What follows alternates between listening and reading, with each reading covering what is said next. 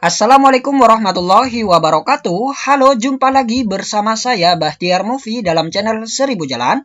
Baik teman-teman, pada video kali ini admin akan memberikan informasi yaitu mengenai daftar ulang dan pemilihan formasi di tahap yang kedua.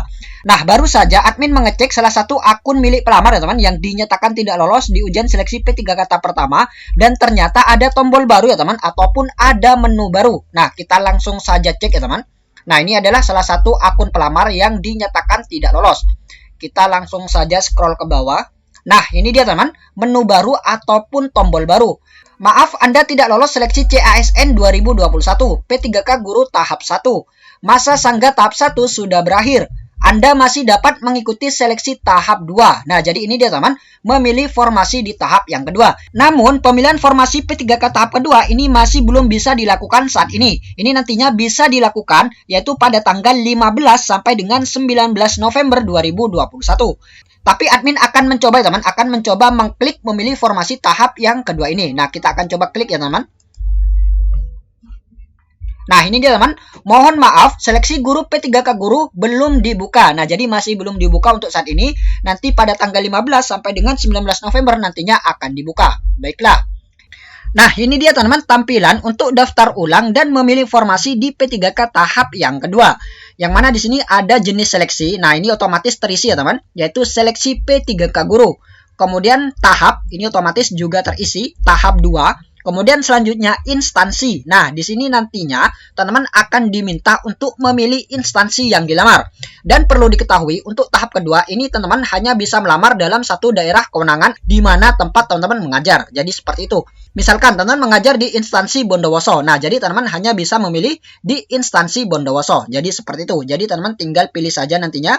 Kemudian selanjutnya untuk jenis formasi, teman-teman pilih yang formasi umum jika mengikuti yang formasi umum, dan jika disabilitas maka teman-teman pilih yang formasi disabilitas. Jadi seperti itu.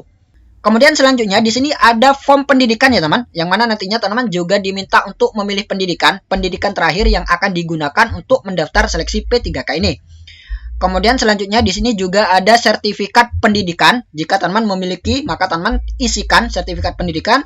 Kemudian tanggal ijazah. Nah, teman-teman diminta untuk menulis kembali tanggal ijazah. Dan juga teman-teman menuliskan nama PT sesuai ijazah. Nah, nama PT-nya ini sesuai yang tertera di ijazah ya teman. Jangan disingkat, tapi sesuaikan dengan yang tertera di ijazah. Jadi seperti itu. Kemudian selanjutnya yaitu nomor ijazah. Juga menuliskan ya teman, menuliskan nomor ijazah. Dan juga tahun lulus, tahun kelulusan juga ditulis. Kemudian selanjutnya di sini ada petunjuk pemilihan formasi ya teman. Petunjuk pemilihan formasi yaitu pilihlah instansi dan jenis formasi dari formasi tujuan pendaftaran. Ini petunjuk yang pertama. Kemudian yang kedua, klik tombol pilih untuk melakukan pengecekan formasi serta syarat batas umur instansi. Ini syarat yang kedua.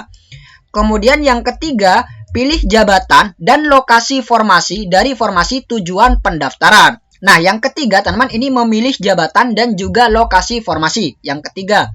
Kemudian yang keempat, terakhir, isilah CAPTCHA di bawah, diklik tombol akhiri pendaftaran untuk lanjut mengakhiri pendaftaran.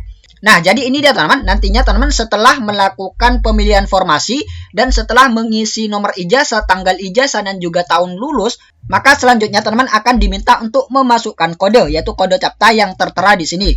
Contohnya seperti ini ya teman-teman, 5E10.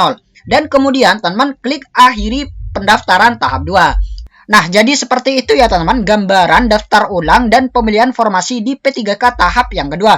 Jadi nantinya teman-teman tidak perlu lagi mendaftar seperti di awal dan juga tidak perlu mengunggah dokumen. Tapi teman-teman tinggal mengisi saja form yang sudah disediakan tersebut. Jadi seperti itu. Dan untuk memahami aturan di ujian seleksi P3K tahap kedua, di sini admin sudah membuat skema ya teman, skema pemilihan formasi di tahap yang kedua.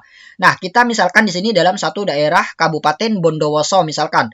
Di Kabupaten Bondowoso ini misalkan ada SDN Mawar dan juga ada SMP Melati. Nah, jadi ini ada dua bentuk satuan pendidikan yang berbeda ya teman, yaitu SD dan juga SMP, tapi masih dalam satu daerah kewenangan yaitu Kabupaten Bondowoso.